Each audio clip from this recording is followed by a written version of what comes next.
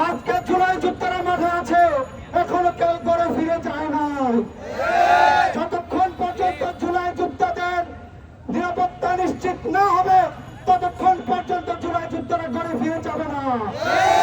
আমরা স্পষ্ট করে বলতে চাই, যারা নির্বাচন করছেন, যারা ক্ষমতার দাপট দেখাচ্ছেন, এই দাপট থাকবে না।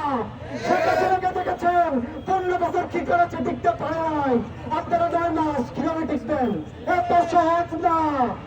আমরা গত 20 তারিখ আলটিমেটাম দিয়েছিলাম, গত 20 তারিখ প্রেস ক্লাব থেকে বলেছি আগামী 31 মে, তারিখটা আবার স্মরণ করাই দিচ্ছি, আগামী 31 মের মধ্যে যদি দোষর মুক্ত সচিবালয় না করা হয়, তাহলে জুলাই ঐক্যের মাধ্যমে পুরো সচিবালয় ঘেরাও কর্মসূচি দেওয়া হবে।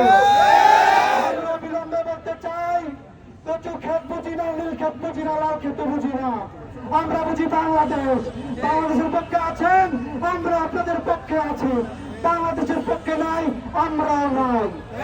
আমরা স্পষ্ট করে বলতে চাই, অতি দ্রুত জুলাই ঘোষণাপত্র দিন। যে সময় আপনারা বেঁধে দিয়েছেন, সে 30 দিনই বলছি আমরা। ঘোষণাপত্র দিয়ে সসম্মানে আমাদের সাথে থাকুন, অন্যথায় পালাবার জায়গা পাবেন না।